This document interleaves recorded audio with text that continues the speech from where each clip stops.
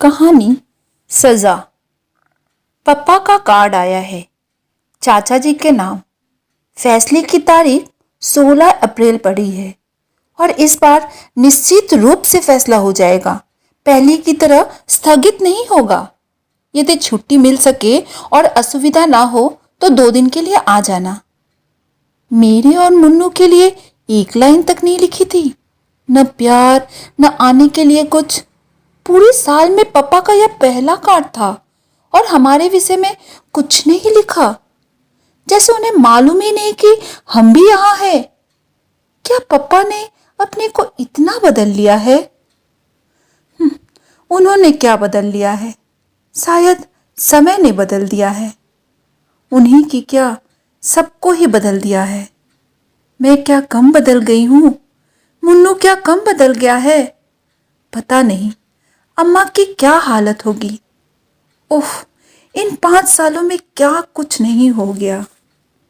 16 अप्रैल, आज से 5 दिन बाद मैं जाऊंगी, जरूर जाऊंगी और मुन्नू को भी लेकर जाऊंगी। कांत मामा ने तो यह सुनवाई के बाद यही लिखा है कि इस बार फैसला पक्ष में होगा। हे भगवान, ऐसा ही हो। पर रह रहकर मन कांप जाता है। पहली बार भी तो यही सब कहते थे वो। तब मैं एकदम नासमझ नहीं थी, फिर भी ज्यादा नहीं समझती थी। पापा और अम्मा तो हमेशा मुझे बच्ची ही समझते थे, इसीलिए शायद बड़ी ही नहीं हो पाती थी। इधर एकदम कितनी बड़ी हो गई हूँ। कानून की बातें समझने लगी हूँ। 7 आदमियों का दोनों समय खाना बना लेती हूँ। खाना ही नहीं, घर का सारा ही तो काम कर लेती हूँ। मेरे साथ स्कूल में जो लड़कियां पढ़ती थी उनसे करवा कर देखे कोई। पर मैं क्यों ये सब काम? हे भगवान, कभी उन्हें ऐसे बुरे दिन ना दिखाए, किसी को ना दिखाए। क्या पापा सचमुच छूट जाएंगे? पिछली बार जब फैसला हुआ था तब दादी, बाबा, चाचा सब आ गए थे। सब लोग कचहरी पर गए, पर हमें नहीं ले गए। मुन्नू को छोड़ जाते, वह सचमुच बच्चा था, पर मैं तो बड़ी थी। 9वीं की इम्तिहान दे चुकी थी। मुझे पापा के सारे केस की बातों का भी पता था, फिर मुझे क्यों नहीं ले गए?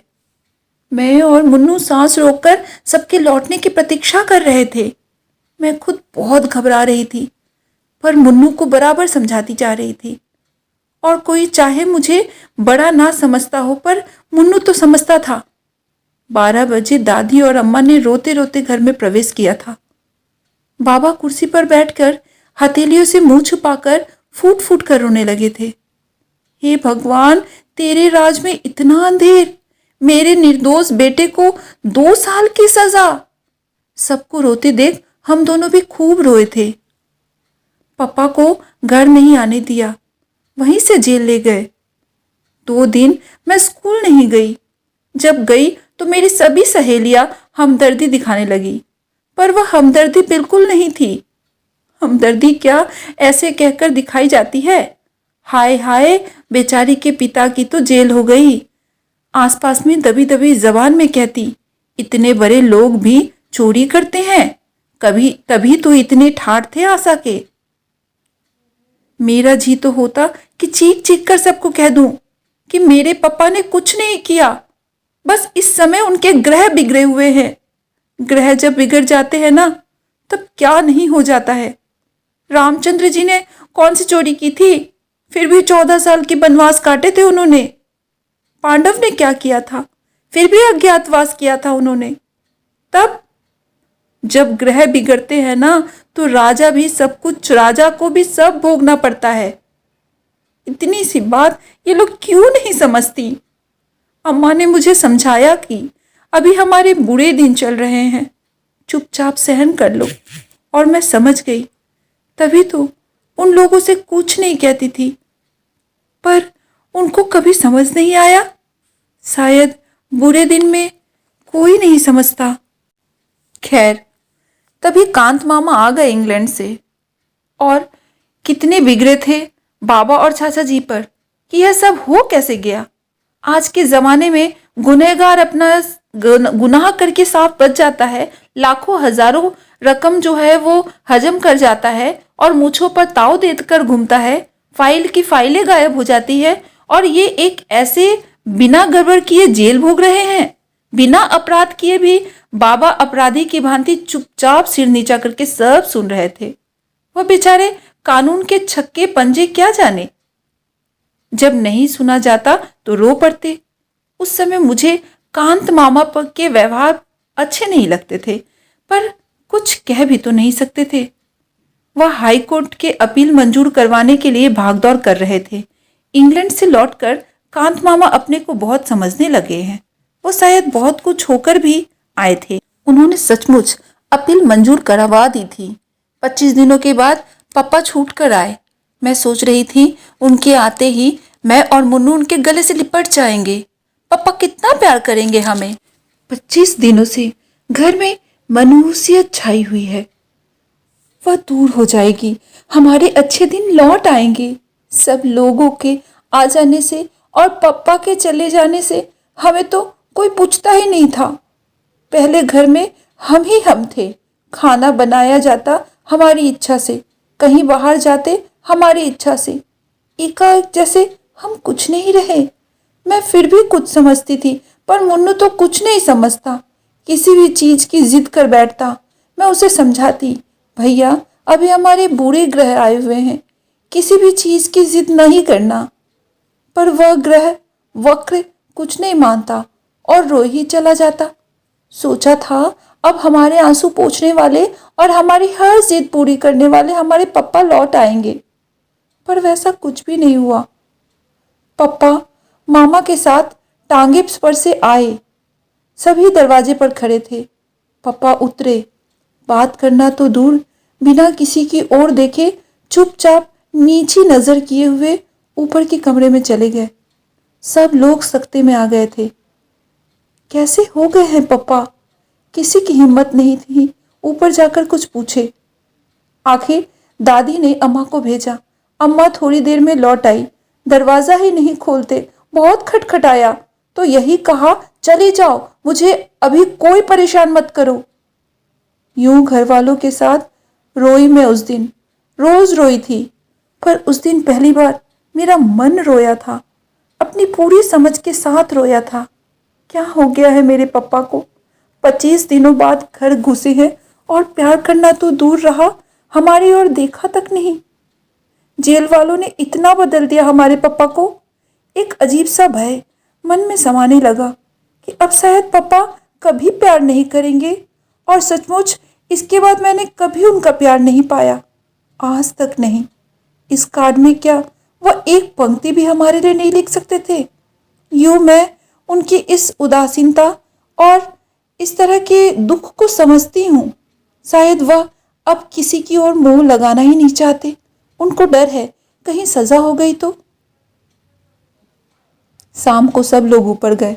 दरवाजा तो खोला पापा ने, पर बात किसी से नहीं की। बस तकिए में मुंह गिराकर पड़े रहते थे।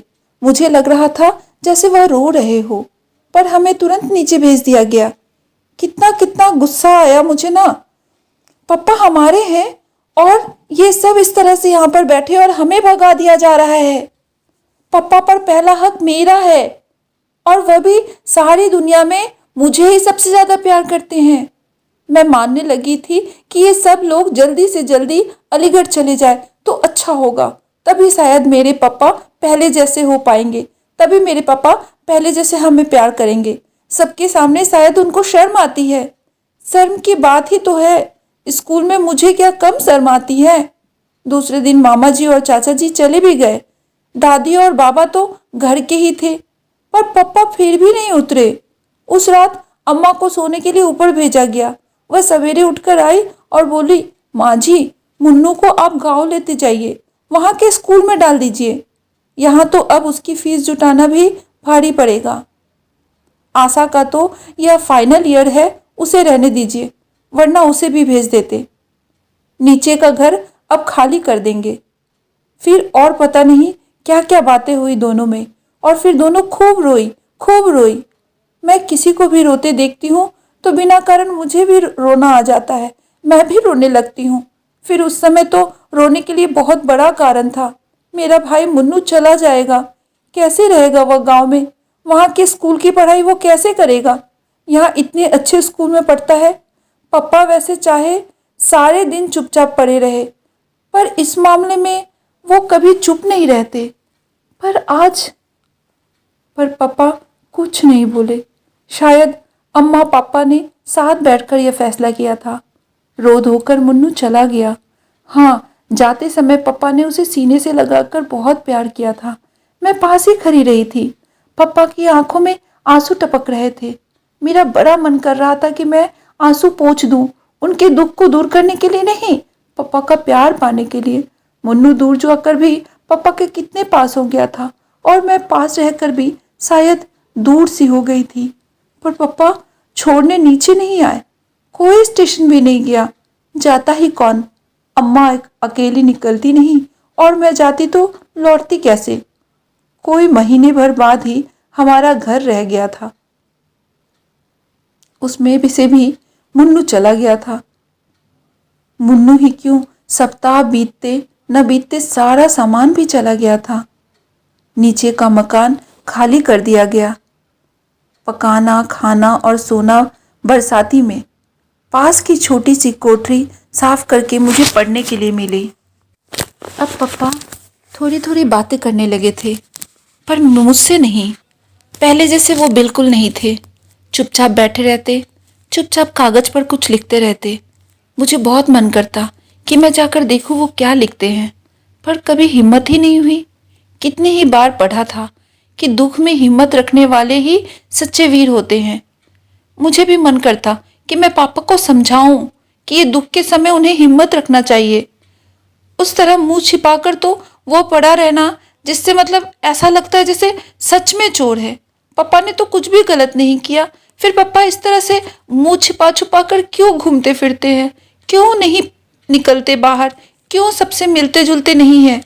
अपराधी की तरह क्यों पड़े रहते हैं अपनी कोठरी में? और कोई कष्ट नहीं था, पर भयंकर गर्मी के दिन, और पंखा भी नहीं था। रात जैसे छत पर कट जाती, जैसे तैसे हम वहां सो जाते। पर दोपहर के समय तो घर में दिन काटना मुश्किल था। छुट्टियां बीत ही नहीं रही थी। अपने किसी सहेली की यहाँ भी जाती तो कैसे जाती? इच्छा ही नहीं करती। मन तो एकदम दुखी था। पड़ोस तक में जाना छोड़ दिया था मैंने। दुख में कोई साथी नहीं होता है।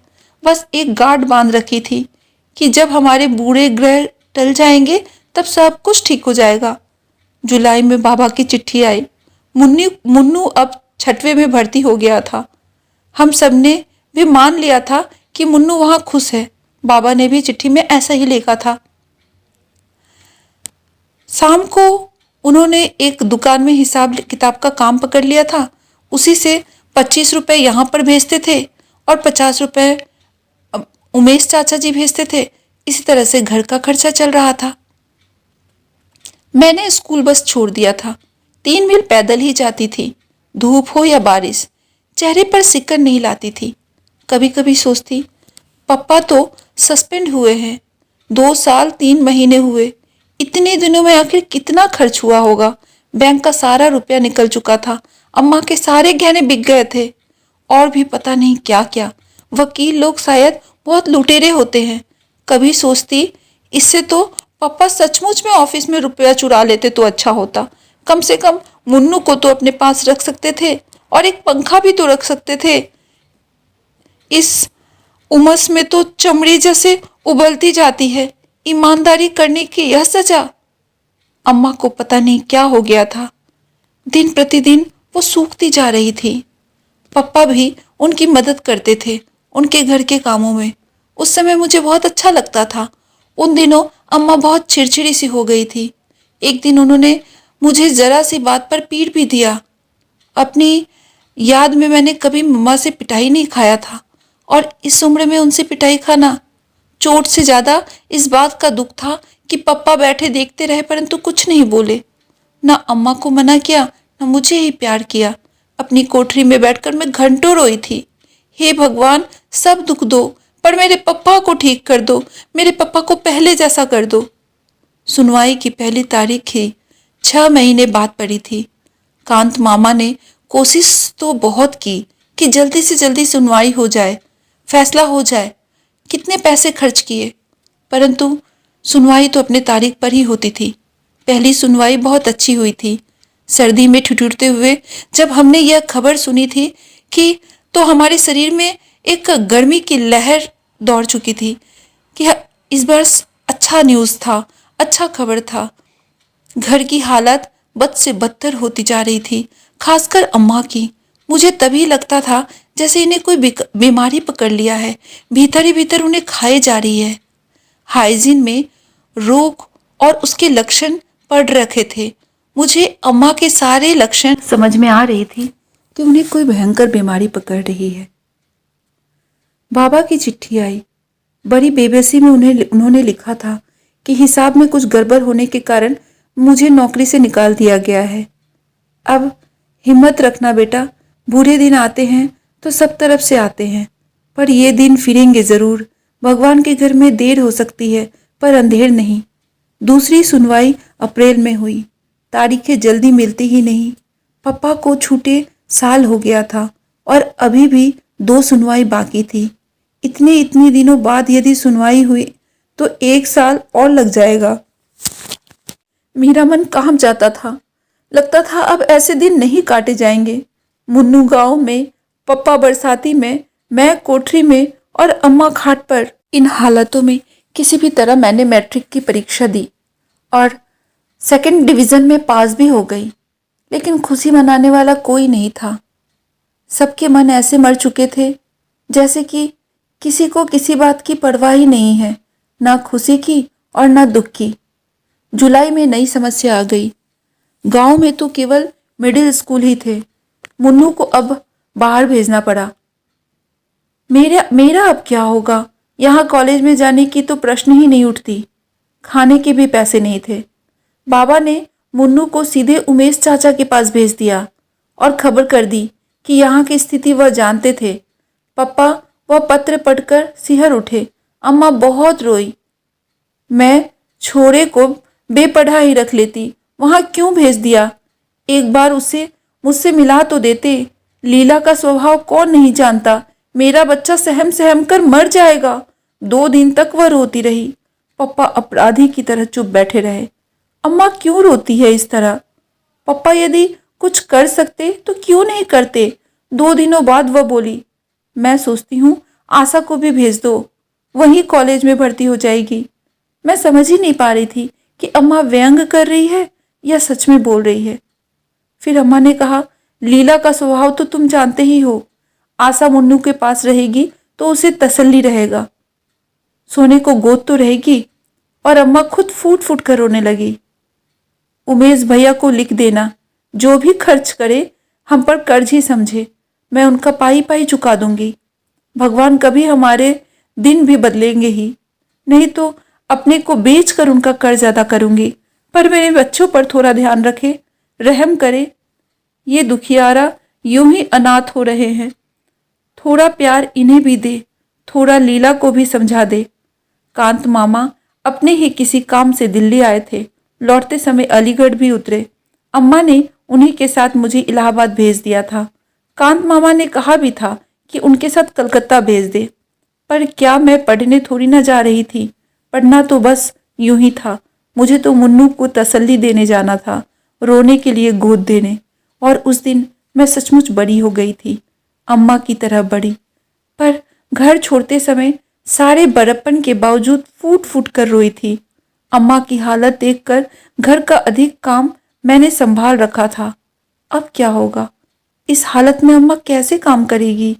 रोज रोज के बुखार ने उनकी हड्डियों की गठरी बना दी थी।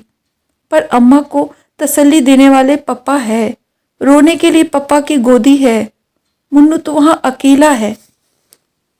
तभी मेरा सबसे ज्यादा जरूरत मुन्नू को था।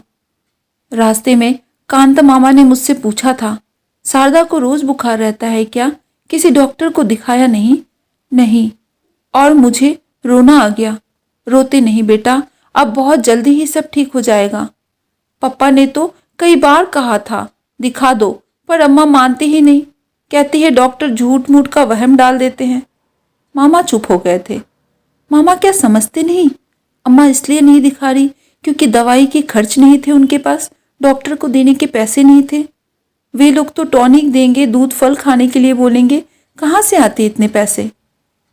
मुझसे पूछो, इन दिनों मैंने एक एक हिसाब चलाया है और कितने खर्च हुए हैं, कैसे चले हैं। वकीलों का सारा खर्च तो मामा दे ही रहे थे, भला मामा को क्या बोले।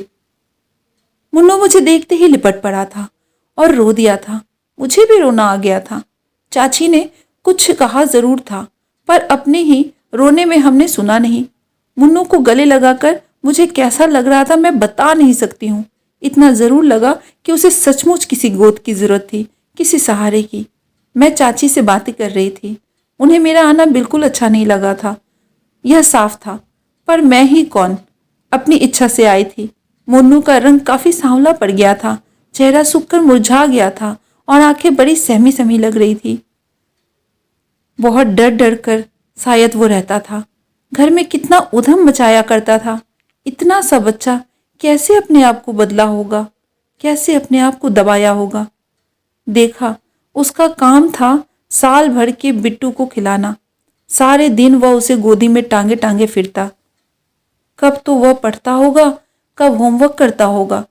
रात को जब वह सोने मेरे पास आया, धीरे से बोला, दीदी कल मुझे बुढ़िया के बाल खिलाना। टिल्लू और पम्मू रोज खाते हैं। चाची उन्हें पैसे देती है और कहती है छिपकर खा लिया करो, पर वे सामने ही खाते हैं। एक दिन टिल्लू मुझे चिढ़ाकर खा रहा था, मैंने उसके बाल छीन लिए। उसने चाची से शिकायत कर दी थी और चाची ने बहुत मारा था। चाची बहुत जोर से मारती है दीदी। मैंने उसे प्यार किया और कहा, मैं अपने भैया को बुढ़िया के बाल दूंगी। पर मेरा मन भीतर तक सिसक पड़ा था। हम बड़े हैं, हम सब समझ सकते हैं, पर यह बेचारा कैसे समझे। चाची कुछ भी कहेंगी तो छू तक नहीं करूंगी मैं। वो प्रसन्न रहेगी तो मुन्नू सुरक्षित रहेगा। मुन्नू को रात में बैठकर पढ़ाया करूंगी। मैं चाची से भी जल्दी उठकर सबके लिए चाय बना देती थी, फिर जल्दी से टिल्लू और पम्मू को तैयार कर देती थी। तब नाश्ता देकर तीनों बच्चों को स्कूल भेज देती थी। नाश्ते की प्लेट देखने चाची जरूर आती थी। शायद उन्हें वहम रहता था कि मुन्नू को कुछ ज्यादा तो नहीं दे दिया। चाचा जी तारीफ करते, तुम तो बड़ी होशियार हो गई हो, इतना काम कर लेती हो। चाची तुरंत कहती, मैं जब इतनी बड़ी थी तो 12 जनों का कुनबे को संभालती थी, आध आध मन की पापड़ मंगोड़ी करती थी। मैं चुप रहती थी। दोनों समय का खाना भी मैंने अपने ही जिम्मे कर रखा था। रात में सोने जाती तो पैर मेरे तपते थे। कभी कभी मुन्नू को अपने पैरों पर खड़ा कर लेती थी, उससे पैरों को आराम मिल जाता था। पर मन, अम्मा कभी कभी गांव में काम करवाती थी तो पप्पा डांटते थे। मैं अपनी आशा को डॉक्टर बनाऊंगा, विदेश भेजूंगा। यह भटियार खाना करवा कर क्या मुझे अपनी बिटिया की जिंदगी खराब करनी है? यही वाक्य हवाओं में तैरता कमरे में घूमता रहता, गूंजता रहता। धीरे धीरे आदत पड़ गई। पैरों का दर्द बंद हो गया और मन भी सुन्न होता चला गया। मैंने अम्मा को नहीं लिखा कि मैं कॉलेज में भर्ती नहीं हुई हूँ। लिखने के लिए चाचा जी ने मुझे 4 पोस्ट कार्ड दिए थे और बताया था कि हर महीने 4 पोस्ट कार्ड ही मिलेंगे, उनमें तुम अपना कुशल समाचार भेज दिया करना। रात दिन काम कर करके मैं चाची के क्रोध को संभाल ली रहती थी। आराम पाकर मुझ पर कुछ कुछ वो प्रसन्न हो गई थी, पर उनका हाथ बात बात पर उठ जाया करते थे। उनके बच्चों को तो इसकी आदत थी। उनके बच्चे इस मार खा खा कर भी उन्हें कोई फर्क नहीं पड़ता था, थोड़ी देर में भूल जाते और हंसने लगते थे। पर वे मार खाते थे और फिर प्यार भी पाते थे। पर मुन्नू को इसकी आदत नहीं थी। मुन्नू को मारती तो वो सहम जाता था, भीतर ही भीतर सिसकता, बड़ी करुणा नजरों से मुझे देखता। पर भीतर से कटकर भी मैं उस अवसर पर कुछ नहीं बोल सकती।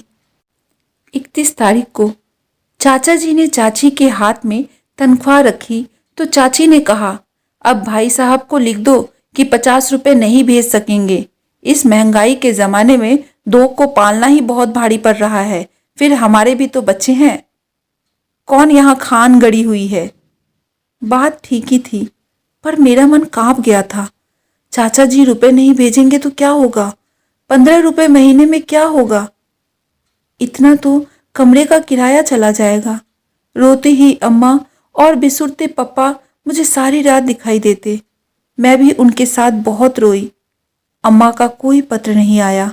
बहुत दिनों तक उठते बैठते एक ही चिंता थी मुझे, अम्मा ने पैसों का क्या व्यवस्था किया होगा। कांत मामा का भी कोई पत्र नहीं आया। पता नहीं क्या हाल है उधर का। पूरा अगस्त बीत गया था। मैं अपने चारों कार्ड डाल चुकी थी, पर कोई जवाब नहीं आया। क्या हो गया अम्मा को? लिखती क्यों नहीं? सितंबर में कांत मामा का पत्र आया। शारदा की तबीयत खराब थी, सो उसे यहाँ ले आया हूँ। उसका इलाज चल रहा है। दिनेश जी ने कमरा बदल दिया है। मामा जी ने उनका पता लिखा था। किस्मत के अलावा क्या कहूँ कि तारीख जल्दी नहीं मिलती। 3री तारीख इसी महीने के आखिर में पड़ी हुई है। सुनवाई पर जाऊंगा। तुम घबराना मत, भगवान सब ठीक करेंगे। गर्मियों तक कुछ ना कुछ अवश्य हो जाएगा। तो पप्पा अकेले रह गए। अम्मा और अम्मा की गोद भी छिन गई। पप्पा का यह पता है। अलीगढ़ की गली गली मुझे मालूम है। यह तो मजदूरों की बस्ती है। अंधेरी सीलन भरी गलियां, पास में बहते नाले। पप्पा का खाना कौन बनाता होगा? उन्होंने तो कभी ये सब काम भी नहीं किया। जब अम्मा काम करती तो पप्पा अंगीठी भी जलाते थे तो अम्मा उन पर गुस्सा करती थी। तब वह यही कह देते थे, शारदा, कौन जाने कि इस बार छूट भी जाऊंगा या नहीं। सजा हो गई तो पता नहीं क्या क्या करना पड़ेगा। उनकी इस बात पर अम्मा उन्हें बीच में ही डांट देती थी। ऐसी बातें मुंह से भी क्यों निकालते हो? भगवान के घर देर है अंधेर नहीं। यह वाक्य अम्मा ने बाबा से सीखा था और मंत्र की तरह गार्ड बांध लिया था। और मैं भगवान से यही मनाया करती थी कि हे भगवान, उन्हें सजा ना हो। पप्पा की तपस्या का फल उन्हें मिले। जो कुछ वह सह रहे हैं वह क्या तपस्या से कम है? सीलन भरी अंधेरी कोठरी में सबसे मुंह छिपाकर रहना। बच्चे कहीं, पत्नी कहीं। अब तो रहम करना। अब तो उन्हें सजा मत करना प्रभु। मुन्नू और टिल्लू अपना अपना रिजल्ट लेकर आए थे। टिल्लू सब विषयों में पास था। मुन्नू एक विषय में फेल होकर प्रमोट हुआ था। चाचा जी ने टिल्लू को प्यार किया। मुन्नू पास खड़ा आंसू भरी आंखों से टुकुर टुकुर ताकता रहा। चाची ने कहा, फेल हो गए ना, पढ़ने लिखने में मन नहीं लगाओगे मुन्नू साहब, तब टिल्लू की तरह पास कहाँ से हो जाओगे? सारे दिन बैठे बैठे टसुए बहाने से पास नहीं होता है कोई। आंख के आंसू गालों पर डुलक गए। कमीज की बाहों से उसने अपने आंसू पूछे और टिल्लू उसे चिढ़ाने लगा, फेलू राम फेलू राम। उस दिन पहली बार मेरे लिए अपने पर बस रखना बहुत कठिन हो गया था।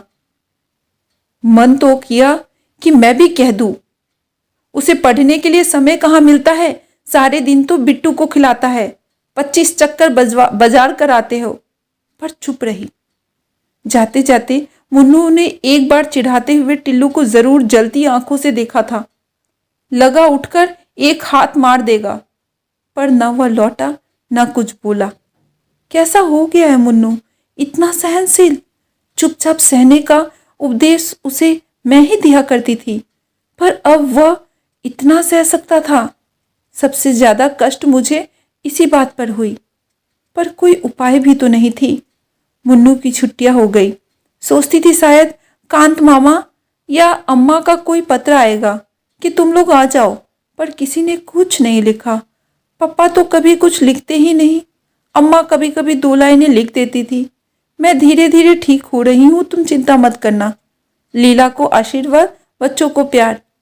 चाची की मदद करना, तंग मत करना। मुझे हर बार लगता था कितनी झूठी चिट्ठी लिखती है अम्मा।